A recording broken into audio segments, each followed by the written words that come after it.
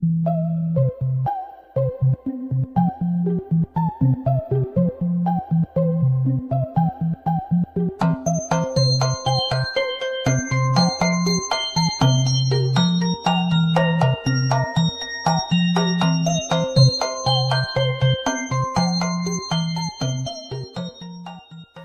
años. Me parece verlo todavía, su rostro marcado a fuego, en el horizonte, un muchacho hermoso y valiente, un poeta latinoamericano, un perdedor nada preocupado por el dinero, un hijo de las clases medias, un lector de Rimbaud y de Oquendo de Amat, un lector de Cardenal y de Nicanor Parra, un lector de Enrique Lin, un tipo que se enamora locamente y que al cabo de 2 años está solo, pero piensa que no puede ser, que es imposible no acabar reuniéndose, otra vez con ella. Un vagabundo, un pasaporte arrugado y manoseado, y un sueño que atraviesa puestos fronterizos, hundido en el légamo de su propia pesadilla. Un trabajador de temporada, un santo selvático, un poeta latinoamericano lejos de los poetas latinoamericanos. Un tipo que folla y ama y vive aventuras agradables, y desagradables cada vez más lejos del punto de partida. Un cuerpo azotado por el viento, un cuento o una historia que casi todos han olvidado. Un tipo obstinado, probablemente de sangre india, criolla y gallega. Una estatua que a veces sueña con volver a encontrar el amor en una hora inesperada y terrible. Un lector de poesía, un extranjero en Europa, un hombre que pierde el pelo y los dientes, pero no el valor, como si el valor valiera algo, como si el valor fuera a devolverle aquellos lejanos días de México, la juventud perdida y el amor. Bueno, dijo, pongamos que acepto perder México y la juventud, pero jamás el amor. Un tipo con una extraña predisposición a sobrevivir, un poeta latinoamericano que al llegar la noche se echa en su jergón y sueña, un sueño maravilloso que atraviesa países y años, un sueño maravilloso que atraviesa enfermedades y ausencias. Supongo que me parezco a él. Y supongo que en la actitud me cuidó mucho. Me cuidó toda mi infancia, era muy protector conmigo. No salía, pero pocas veces. Ya estaba encima siempre. Y supongo que lo he heredado. Hago lo mismo con mi hermana. Me cuesta mucho que vaya a casa de los amigos tan pequeñas. Es una cosa que seguro que he heredado suya. Lautaro, nuestra familiaridad. Llegará el día en que no hagamos tantas cosas como ahora hacemos juntos. Dormir abrazados, cagar el uno al lado del otro sin vergüenza alguna, jugar con la comida a lo largo del pasillo de nuestra casa en la calle Aurora. Este pasillo débilmente iluminado, que sin duda conduce al infinito. Lautaro, nuestras pesadillas. A veces te despiertas gritando y te abrazas a tu madre o a mí con la fuerza y la lucidez que solo un niño menor de 2 años puede tener. A veces mis sueños están llenos de gritos en la ciudad fantasma y los rostros perdidos me hacen preguntas que jamás sabré contestar. Tú te despiertas y sales corriendo de la habitación y tus pies descalzos resuenan en la larga noche de invierno de Europa. Yo regreso a los lugares del crimen, sitios duros y brillantes, tanto que al despertar me parece mentira que aún esté vivo. ¿Qué cosas le divierten? Ver jugar a mi hija Alexandra, desayunar en un bar al lado del mar y comerme un croissant leyendo el periódico. La literatura de Borges, la literatura de Bioy, la literatura de Bustos Domecq, hacer el amor. Hay libros que inspiran miedo, miedo de verdad. Más que libros parecen bombas de relojería o animales falsamente disecados dispuestos a saltarte al cuello cuando te descuides. Esta experiencia yo solo la he tenido en 2 ocasiones. La primera fue hace mucho tiempo, en 1977 o 1978. Leía entonces una novela breve en una de cuyas páginas se advertía al lector que a partir de ese momento podía morirse. Es decir, que se podía morir literalmente, caerse al suelo y no levantarse. La novela era La asesina ilustrada, de Enrique Vila-Matas, y que yo sepa, ninguno de sus lectores se murió, aunque muchos salimos transformados después de su lectura, con la certeza de que algo había cambiado para siempre en nuestra relación con la literatura. La asesina ilustrada, junto con Los dominios del lobo, la primera novela de Javier Marías, marca el punto de salida de nuestra generación. ¿Cómo ves, Carolina, el hecho de que perteneciera a Blanes, perteneciera a Gerona, Cataluña, España, a México, a Chile, es decir, esas llamadas geografías íntimas de Roberto, ¿cómo se complementaban en él? ¿De dónde crees que era? Roberto yo creo que era latinoamericano, él se sentía latinoamericano. Además, él llegó a España en una época donde llegaron muchos latinoamericanos, la primera inmigración latinoamericana que coinciden con el boom de la bisutería. Él se sentía latinoamericano y se sentía vinculado allí donde residía. Él vivía en Blanes y se sentía de Blanes. México es su juventud, sin lugar a dudas, y bueno, lo ha dicho mucha gente, pero yo creo que es real. Chile es su infancia, es ese país donde tiene los recuerdos, hay poemas donde él lo habla. Cuando habla de su padre en Chile.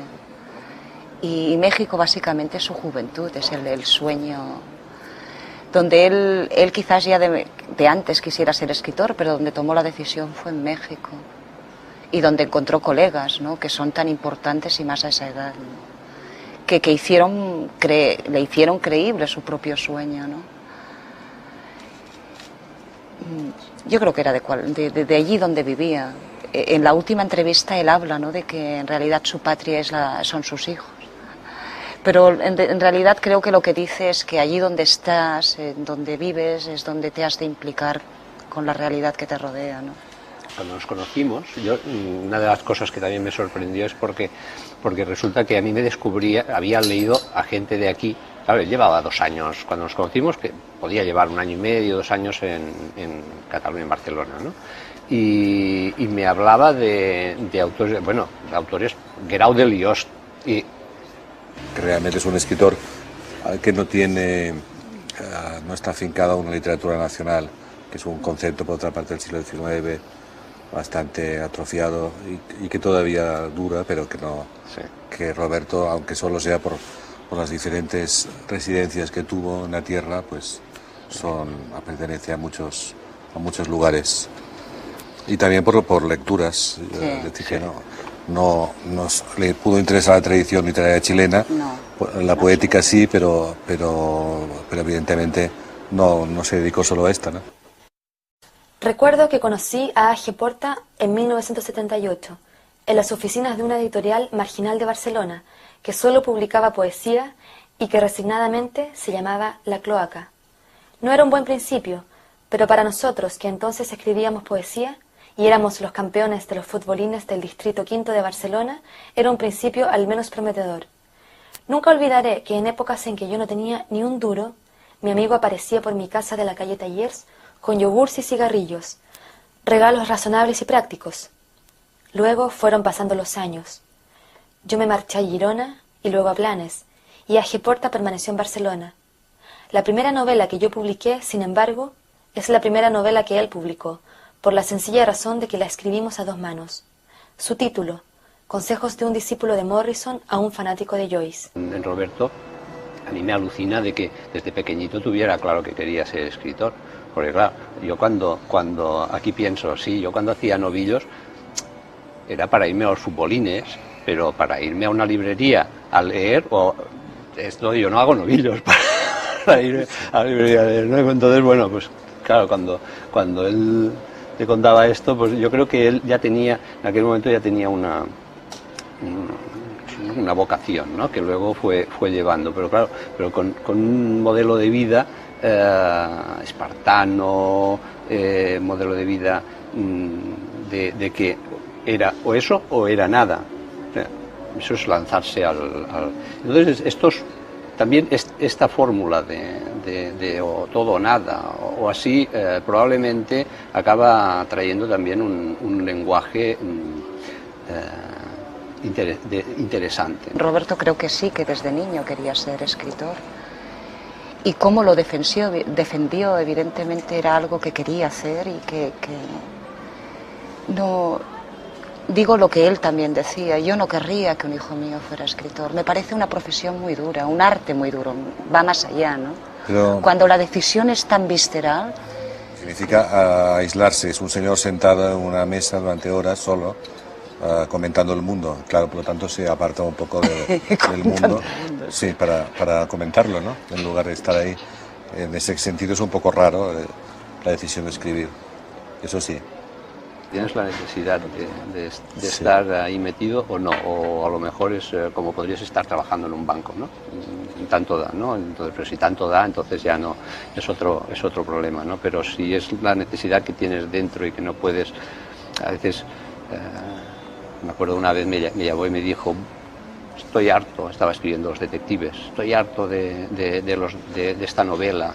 Dice, recuérdame si alguna vez quiero escribir otra novela de 500 páginas, recuérdame que estoy loco y que no tengo que hacerlo de ninguna manera, ¿no? Y dice, voy a quemarlo. Y digo, ¿qué dices, loco? Ahora subo, ¿no? Y cogí el coche y me subí desde Pero Barcelona esto parece un juego, ¿no? aquí a hablar. Y cuando llego, me los encuentro a los dos tan ricamente, digo, vamos a cenar, no sé qué. Digo, bueno, ¿qué pasa? No pasaba nada, ¿no? Con Rodrigo Fresán me une una amistad que se cimenta no solo en la simpatía, que por mi parte está llena de cariño, sino también en nuestras inacabables conversaciones, que a menudo se convierten en discusiones sobre los temas más peregrinos, algo que no siempre podemos hacer en Barcelona, pues yo vivo en la Costa Brava, ni siquiera en la Costa Brava, más concretamente en la sala de mi casa de Blanes, pues él vive en Barcelona. Y pese a que ambos viajamos bastante, él más que yo, ninguno de los dos tiene automóvil ni sabe conducir, y el tiempo nos está volviendo sedentarios. Me río mucho cuando hablo con Fresán. Raras veces hablamos de la muerte. A mí lo que me gusta de Roberto, me gustaba de él, y es algo en lo que me siento también muy próximo, es que yo creo que muchas veces hay muchas maneras de dividir a los escritores en dos bandos, ¿no? Pero a mí me gusta pensar que hay dos tipos de escritores, ¿no? Los lectores que escriben y los escritores que leen. Y a mí me parece que en ese sentido Bolaño era un lector que escribe, ¿no? Una persona que tenía siempre y llevaba toda su biblioteca y sus lecturas al hombro. En ese sentido también me parece que de ahí también el efecto movilizador para muchos jóvenes de sus libros. Y lo que más me han dicho de escritores jóvenes o jóvenes que quieren ser escritores es que leer a Bolaño les da ganas de escribir. Me parece que esa es la posteridad, realmente, me parece. Esta es la única estantería de toda la biblioteca de Roberto que en el traslado de piso he mantenido un poco tal como él la dejó. Se la hizo hacer él al carpintero, y tenía los autores que él más leía y releía y que más quería. Está todo Nicanor Parra, aunque está desordenado. Está Huidobro, está, aunque sorprenda, está Neruda, está Octavio Paz, están Enrique Lin, está un poco todos los poetas que él releía. La biblioteca está completamente desordenada porque no la he ordenado después del traslado. Lo que intenté es ponerlos bien para que estuvieran protegidos, y ahora les explicaba que es una pena que no lo haga, porque Roberto adoraba su biblioteca, la tenía muy, muy ordenada, dedicaba mucho tiempo a poner los libros y a sus autores tal como a él le gustaban, y bueno, explicaba que le gustaba tocar los libros, los sacaba, los tocaba, los abría, ojeaba, los volvía a dejar. Era capaz de mover 2 o 3 estanterías por colocar el libro que había salido en el lugar que él creía. Ordenaba los autores por afinidades personales. Tenía Borges, Marías, Vilamatas. Además de por lenguas y por autores, los agrupaba por afinidades, y ponía los que le caían bien en un lado junto con los que más le gustaban. Biblioteca. Libros que compro entre las extrañas lluvias y el calor de 1992, y que he leído o que nunca leeré. Libros para que lea mi hijo. La biblioteca de Lautaro, que deberá resistir otras lluvias y otros calores infernales. Así pues, la consigna es esta: resistid, queridos libros, atravesad los días como los caballeros medievales, y cuidad a mi hijo en los años venideros. Le gustaban cosas que a primera vista a mí me parecían malísimas. Pensaba, pero ¿cómo le puede interesar esto?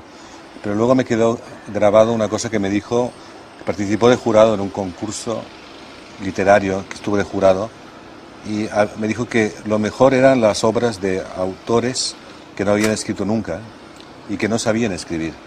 Pero sin embargo tenían cosas que contar muy interesantes, mientras que los escritores más profesionales tenían muy poco que contar. Y eso nunca lo había oído y me hizo reflexionar, porque es cierto que mucha gente tiene una historia que contar, la suya propia, la de su vida, y el problema está en que literariamente no la saben, técnicamente no la saben escribir. Resolver, sí. Pero claro, eso hacía que él encontrara precisamente en obras muy malas cosas profundísimamente interesantes, porque todas servían por otro lado, ¿no? Y en este sentido era una lección de lectura, que de hecho pues me identifico con él en esto, porque yo sé que de cualquier libro siempre va a haber algo que me pueda interesar, por muy malo que sea, salvo si ya nos situamos en terrenos tipo Isabel Allende o Pablo Coelho, que yo creo que ya no puedo, que ahí no puedo encontrar nada porque ya me niego a leerlos, ¿no? Casi. Pero en cualquier libro de alguien, un escritor anónimo que está empezando, es decir, creo que ahí, tarde o temprano, voy a dar con algo que me va incluso a interesar para mí mismo, es decir, para mi propia escritura. Esto que has comentado sí. es muy interesante, porque Roberto, si algo tenía era su capacidad de entusiasmo, se entusiasmaba por todo, pero esto que has dicho de las obras que él te dijo, lo aplicaba mucho a las personas, era un hombre que escuchaba mucho y profundizaba mucho en las relaciones, de una manera como muy abismal, ¿no? Conocía a alguien, le interesaba la historia y preguntaba, era una persona que muy conversador, y cuando conocía toda la historia, él tenía la historia como entonces como que se quedaba tranquilo, ¿no? Era, sí, yo diría que era un entusiasmo y la historia, ¿no? Y que esto que has explicado es bonito, porque igual también lo sacaba de los libros, pero de las personas también. No dilapidaba las relaciones como hacía yo, es decir, que pasaba por todos los sitios sin frenar. Mientras que en su caso, quizás porque me atrevo a decir que vivía más aislado y tenía menos contactos personales, y eso hacía que todos le resultaran valiosos. Cosa que en estos momentos me sucede a mí, que tengo una propensión también a salir menos al exterior, y por lo tanto cualquier contacto actualmente para mí tiene un valor que antes no tenía. Y sí que tienes razón, que muchos años estuvo todo una vida como muy aislada, y entonces las personas que le interesaban, pues a mí me sorprendía, ¿no? Puede pues estar horas conversando con un pescador, con un camarero, es la gente con la que se cruzaba cotidianamente, ¿no? En realidad, de los años que yo compartí con Roberto, el mundo literario, las conversaciones con el ámbito literario, contigo, con Fresán, con Toni eran más personales también. Fueron mucho más tarde, ¿no? Roberto era un gran conversador con cualquier persona con la que se cruzara. Era algo... La primera vez que vi a Villoro fue en la Universidad Autónoma de México, en la entrega de unos premios. Él había obtenido el segundo premio de cuento y yo el tercero de poesía. Villoro tenía 17 o 18 años y yo 3 más. Mis recuerdos de aquel día son más bien brumosos. Recuerdo a un adolescente muy alto y entusiasta. No sé si ya entonces llevaba barba. Puede que no, aunque en mi memoria lo veo con barba, conversando conmigo durante unos minutos, sin estudiarnos, sin pensar en nuestro futuro, un futuro que comenzaba a abrirse para ambos, pero no como telón ni como visión instantánea, sino como puerta metálica de garaje que se abre con estrépito, sin limpieza ni armonía. Eso era lo que había, eso era lo que nos había tocado, pero no lo sabíamos, y hablamos de lo que hablan los escritores menores de 21 años. Roberto era un polemista natural, era una persona a la que le gustaba muchísimo ejercer los favores de la discrepancia. Si tú estabas de acuerdo con una cosa en él, rápidamente cambiaba de opinión para ejercitar todas las posibilidades de un tema. De alguna manera, Los Detectives Salvajes, por ejemplo, es una novela que espejea desde muchas perspectivas temas que tratan de distinta manera a los personajes. Yo creo que a él le encantaba el ejercicio retórico y le parecía divertidísimo. Además tenía una mala leche formidable, un sentido del humor extraordinario, una gran ironía y otra cosa, como todo gran polemista, era una persona a la que siempre le gustaba tener razón, a pesar de que él continuamente cambiara de razones. La última vez que nos vimos le hablé muy mal de Bush porque me parecía lo lógico dentro de una conversación sobre Norteamérica, y ante mi asombro me defendió un aspecto no sé cuál no de Bush sino de la administración Bush, una cosa, solo para poder discutir, y me di cuenta de que que era posible hasta hacerse pasar por un simpatizante de un administrativo de Bush, ¿no? En esa conversación. Es que le gustaba la polémica, Sí, Roberto, sí, le era encantaba, polemista, claro. le encantaba la discusión, el arte del incordio, ¿no? de que en la conversación hubieran pros y contras, ¿no?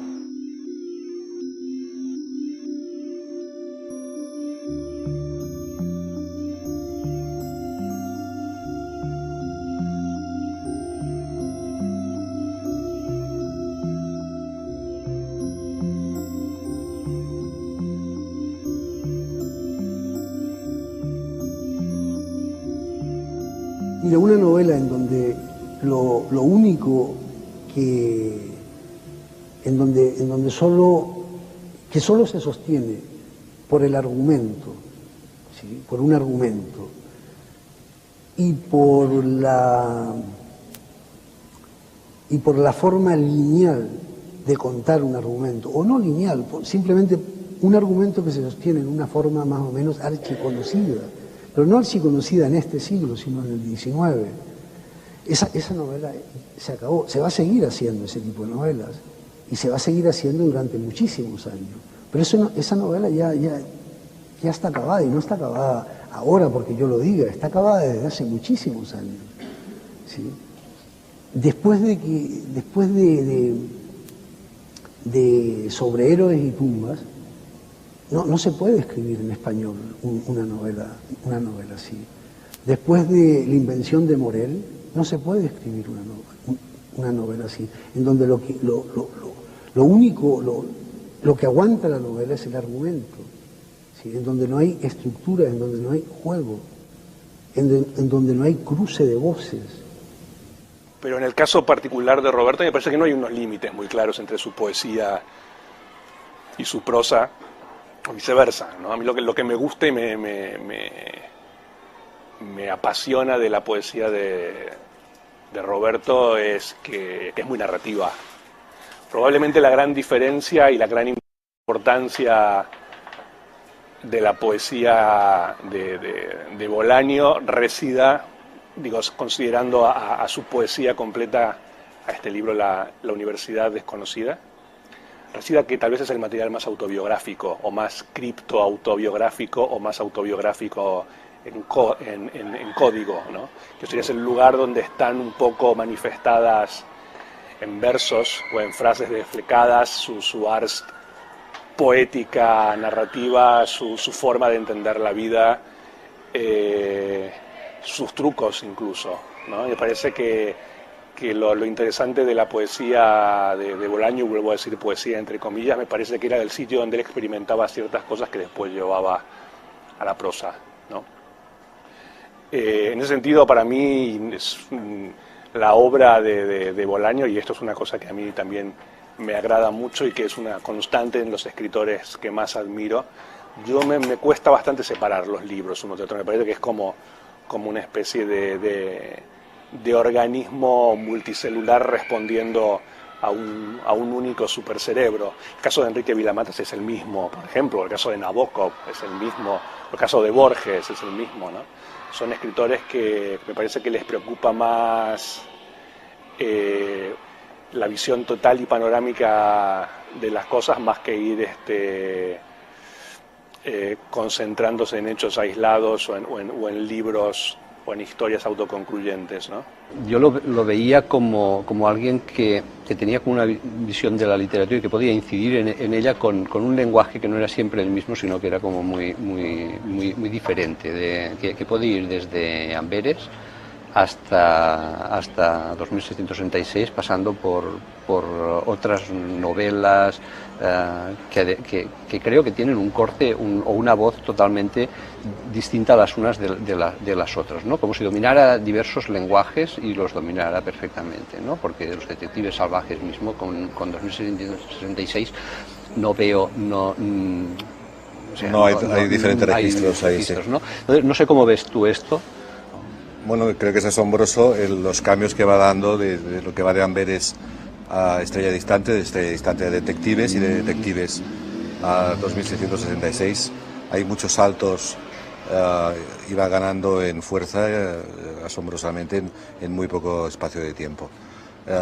La palabra es intensidad, la que va adquiriendo con el tiempo que hay entre la publicación de Estrella Distante hasta su último libro. Es un espacio, creo que son de 7 u 8 años, en los cuales se da una especie de tour de force de gran intensidad y de grandes cambios de registro a los que estamos poco acostumbrados en los escritores. Las circunstancias en las que se debatía puede ser que influyeran, y también a veces el saber que todo tenía un límite, que todos sabemos que tiene todo un límite, pero en su caso era como una certeza muy, muy honda, y hizo que forzara positivamente la máquina y que fuera tan intenso lo que hizo en tan poco espacio de tiempo y con tantos cambios. Yo también he creído que tantos años de no reconocimiento anterior y de silencio aquí en Blanes produjeron que en el momento en que adquiere un poco de confianza a través de la publicación de sus 2 primeros libros en Anagrama, en concreto, creo que eso le da una confianza que ya tenía muy grande en sí mismo, pero que de saber que va a publicarlo de inmediato en cuanto lo termine, que le conduce a arriesgar más de lo que arriesgaba antes y a poner una marcha de velocidad superior a la que tenía en aquel momento. Quizás es un vuelo que da a partir de Estrella Distante, que Carolina puede comentar mejor que yo, porque fue testigo. Yo estoy de acuerdo contigo, el tema de la coincidencia del reconocimiento y la certeza de que puede llegar a ser publicado todo lo que escribe le dio, y la proximidad de la enfermedad, ¿no? Le dio muchísima fuerza. A partir de ese momento, Pancho y el taxista se pusieron a discutir de religión y de política, y yo aproveché para contemplar el paisaje que se sucedía monótono en la ventanilla, las fachadas de la Juárez y de la Roma Norte, y también me puse a pensar en María y en lo que me separaba de ella, que no era la clase social, sino más bien la acumulación de experiencia, y me puse a pensar en Rosario y en nuestro cuarto de vecindad, y en las noches maravillosas que había vivido allí, pero que sin embargo yo estaba dispuesto a cambiar por un ratito con María, con una palabra de María, por una sonrisa de María. Y también me puse a pensar en mis tíos, e incluso me pareció verlos, alejándose por una de aquellas calles por las que pasábamos, tomados del brazo, sin volverse para mirar el taxi, que se perdía zigzagueando peligrosamente por otras calles, inmersos en su soledad, así como Pancho, el taxista, y yo íbamos inmersos en la nuestra. Y entonces me di cuenta que algo había fallado en los últimos días, algo había fallado en mi relación con los nuevos poetas de México o con las nuevas mujeres de mi vida, pero por más vueltas que le di no hallé el fallo. El abismo que si miraba por encima de mi hombro se abría detrás de mí, un abismo que por otra parte no me atemorizaba, un abismo carente de monstruos, aunque no de oscuridad, de silencio y de vacío, 3 extremos que me hacían daño, un daño menor, es cierto, un cosquilleo en la boca del estómago, pero que por momentos se parecía al miedo. Y entonces, mientras iba con la cara pegada a la ventanilla, entramos en la calle Colima y Pancho y el taxista se callaron, o tal vez solo Pancho se calló, como si diera por bien perdida su discusión con el taxista, y mi silencio y el silencio de Pancho me sobrecogieron el corazón. Yo creo que La trascendencia de los detectives salvajes, bueno, primero y principal es una gran novela. Si vas hilando un poco más fino, o si te vas poniendo un poco más en la posición de un lector más calificado, o de un escritor que lee, o de alguien con una cierta óptica más académica, que puede ver a los detectives salvajes dentro de lo que es el paisaje y el panorama de la literatura latinoamericana. A mí me parece que la gran importancia de ese libro, y me parece que también de ahí el gran éxito que está teniendo ahora en el mundo angloparlante, tanto en Estados Unidos como en Inglaterra. Me parece que la gran proeza de la novela y al mismo tiempo también la enorme astucia de Roberto está en manipular, reordenar, resignificar y mutar como los materiales más transitados, más obvios y más incluso erosionados de la gran novela latinoamericana, como puede ser la dictadura, el exilio, cierta épica de la derrota, el malditismo de los poetas, y presentar eso de una manera completa y total y absolutamente nueva, ¿no? Sin traicionar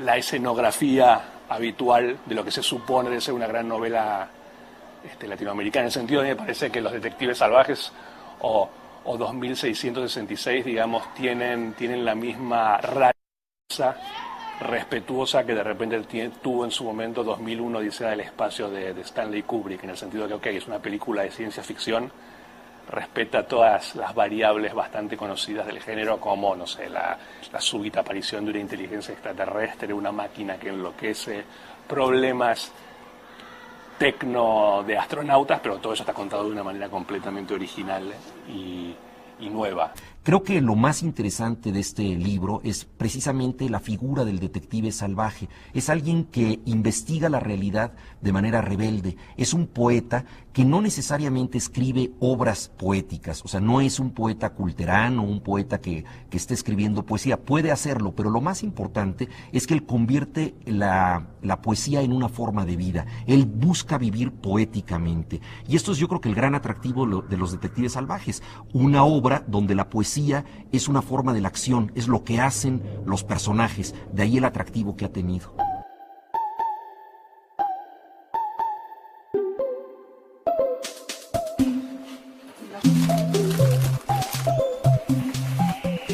¿Os dais cuenta? Está todo corregido.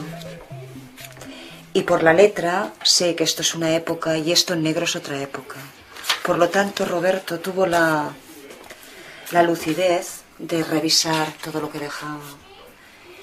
Y eso a mí personalmente me sorprendió mucho, pero mucho. No sé si lo veis. Y me lo encontré en todos los cuadernos, en todos sus cuadernos, por muy antiguos que sean, están revisados. Lo que hay las teorías de los críticos, ¿no? Evidentemente toda la obra que escribió con posterioridad, su embrión es muy anterior. Estos cuadernos son del 70 y algo. Y lo vi en todos los cuadernos, no sé si se puede ver en cualquier otro, pero te vas encontrando que él va revisando y es como muy sorprendente. Y aquí se ve un tipo de letra muchísimo, no sé si os dais cuenta. Este es el último cuaderno de Roberto. El que tenía encima antes de morir, mirar esta letra y mirar esta. Y si veis las correcciones, es otro tipo de letra. Hay muchos años en medio, 2666 es una novela hasta cierto punto inconclusa porque no sabemos cómo la habría terminado estilísticamente Roberto Bolaño. Muchas veces platicamos sobre el tratamiento, la textura del idioma en esta novela y que era muy difícil de sostener porque es una obra amplísima, es, digamos, de las dimensiones de La Guerra y la Paz de Tolstoy. Sin embargo, creo que quedó a nivel de lo que es la trama y el impulso narrativo tan vital de Bolaño como una obra concluida. Posiblemente los cambios habrían sido más bien de maquillaje, atmosféricos, pero la trama esencial es la que él quería escribir y la que él terminó justamente con esa palabra México. Es interesantísimo ver cómo él supo captar en los 5 libros de la novela realidades totalmente distintas. Es una novela que ocurre parcialmente en la Segunda Guerra Mundial, en el frente ruso, que ocurre en las calles violentas de Estados Unidos, que ocurre en el México de los crímenes de Ciudad Juárez, para lo cual se documentó muchísimo con la ayuda de Sergio González Rodríguez, el autor de Huesos en el Desierto, a quien precisamente convirtió en uno de los investigadores de la trama. Una novela de muchos escenarios, es una novela de migraciones. Yo creo que es una de las primeras novelas que dan cuenta de la realidad global del siglo XXI. En ese sentido es una novela total, no solamente por los muchísimos temas que quiere abarcar, sino por la sensación de estar trabajando en muchos lugares al mismo tiempo, ¿no? En ese sentido yo creo que una de las primeras grandes sagas de la literatura global. El poema que va a leer Enrique es un poema inédito que lo encontramos en uno de los cuadernos que tenía sobre la mesa, lo cual da la certeza de que es un poema escrito en los últimos meses de Roberto. Poema para EVM. ¿Qué lugar es ese al que nos llevarán nuestras palabras, las bellas durmientes, por caminos a menudo distintos? ¿Qué eriazo? ¿Qué infierno?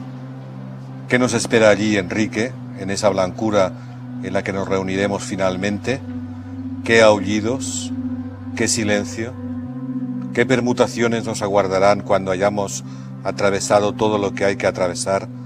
Cuando nos hayamos despojado de todo. ¿Qué olvidos? ¿Qué? En algún lugar infinito se esconden, en un tiempo que nos es ajeno y que ni siquiera nos molestamos en mensurar. Allí donde tiene una casa nuestro terror de alquiler. Me hubiera gustado ser detective de homicidios, mucho más que ser escritor. De eso estoy absolutamente seguro. Un tira de homicidios, alguien que puede volver solo, de noche, a la escena del crimen y no asustarse de los fantasmas. Tal vez entonces sí que me hubiera vuelto loco, pero eso, siendo policía, se soluciona con un tiro en la boca. Yo no sé qué pensaría Roberto de la forma y los contornos que está adoptando su posteridad. Yo creo que en lo que a mí respecta no hay nada malo que pensar, en el sentido que me parece que es una figura sustentada y sostenida por su obra, ¿no? Los que prefieren una especie de cierto costado punk de él, digamos, extraliterario a partir de ciertas declaraciones, qué sé yo, me parece un poco pobre y un poco simple que se queden nada más que con eso, pero me parece que el enorme grueso o la mayoría porcentual de la gente que admira a Bolaño lo admira por lo que escribió, ya que pues, me parece que entonces es un objetivo cumplido en ese sentido. También ya lo admiraban antes de que muriera, ¿no? Es cierto que también la muerte y la muerte prematura produce cierto, o sea, tiñe todo de un cierto barniz romántico, ¿no? Pero bueno, qué sé yo creo que de todas maneras haber podido elegir, yo creo que no creo que a Roberto le interesara el ejemplo de Jim Morrison, creo que le gustaría más ser Bob Dylan, ¿no? Yo creo que a todos, creo que a todos muy pronto nos deja de interesar ser Jim Morrison y nos gusta más la longevidad madura e imprevisible de alguien como Bob Dylan.